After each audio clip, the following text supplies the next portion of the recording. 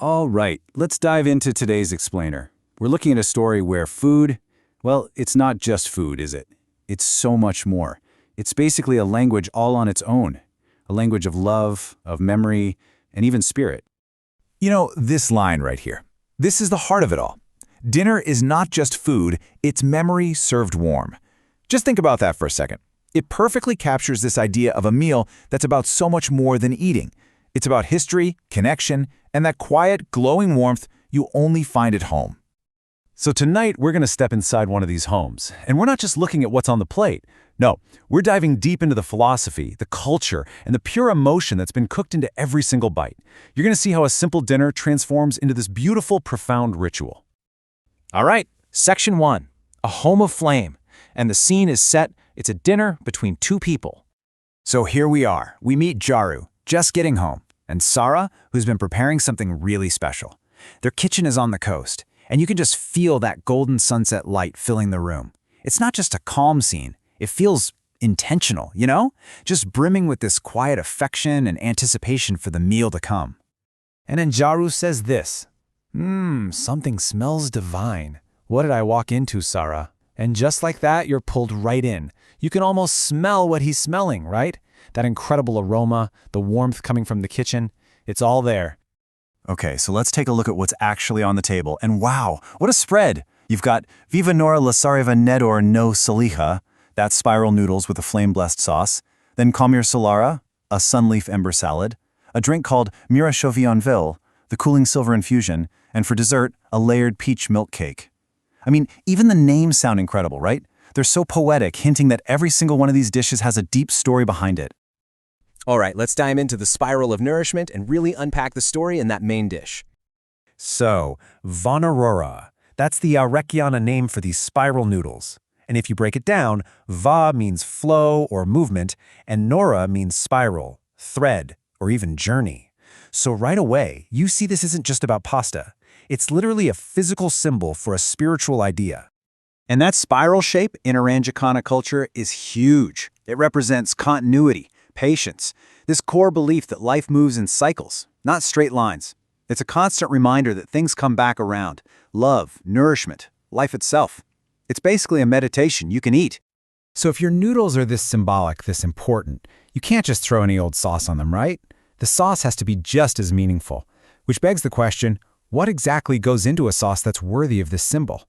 And here's the answer. It's a whole process, a four-phase ritual. First, there's flame, or neder, where you awaken the flavors in chili oil. Then aroma, or savakina, when you sauté the onions and garlic. Phase 3 is essence, raskam, cooking down the tomatoes to get to their very core. And finally, you bind it all together, kavarella, thickening it with herbs and spices. It's so much more than a recipe. It's a ceremony. And get this, while the cook is in that third phase, the essence phase, they whisper this chant, I create through flame, I love through harmony. I mean, that's powerful. It literally links the physical act of cooking with the spiritual goal of creating love and balance. Okay, so we've got the shape, we've got the sauce, but what about the pasta itself? What is it actually made of? Because that's where things get really, really interesting. Let's talk about the grains of sea and moon. This is the foundation of body and spirit. The pasta is a blend of two incredible sacred flowers. On one hand, you have lama riva, or seaweed. It comes from coastal tidal fields, and spiritually it represents the body, emotion, renewal. It's what gives the pasta that springy, almost wave-like chew. Then you have kelara, or moon rice. This comes from nocturnal terraces and represents the soul, clarity, purity. This is what adds that beautiful, silky sheen. Body and soul, right there in the dough. It all comes down to this core culinary principle. Lamoriva binds, Kolara breathes. One gives it substance, the body. The other gives it spirit, the soul. It's this perfect duality that creates something that nourishes you on every level.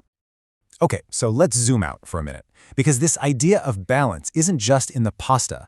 The entire meal is built on this philosophy. Let's look at the harmony in a meal. The whole Arreqqana philosophy is about balance. You can't just have a plate full of fire and passion. That fiery main dish absolutely has to be complemented by cooling elements to create true harmony.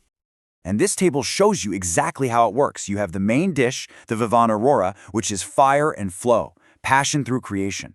That's balanced by the Qualmir Solaris salad, which brings sun and water for renewal. And then the drink, the Mirashaka Vayan infusion, brings moon and air for serenity and reflection. It's a whole journey through the elements, right there on the plate. Okay, so we've gone deep into the philosophy and the culture. Now let's bring it all back home to that idea of memory served warm. There's a saying that just sums it all up perfectly. The flame feeds the body, the spiral feeds the soul. It's exactly what this meal is designed to do. The flame of the sauce gives you sustenance, and the spiral of the pasta nourishes your spirit.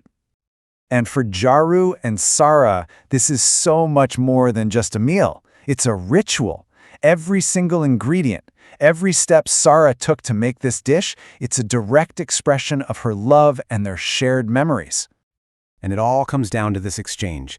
When Jaru realizes she's made his favorite meal, he says, "You remembered." And Sisera's reply is just perfect. How could I forget? That says everything, doesn't it? The entire meal was an act of remembering. And that really leaves us with one last thought, one last question to take with you. Looking at this story, it makes you think about your own life, right? What meals are more than just food for you? What's that one dish that is so packed with love and history that it's not just dinner, it's memory served warm?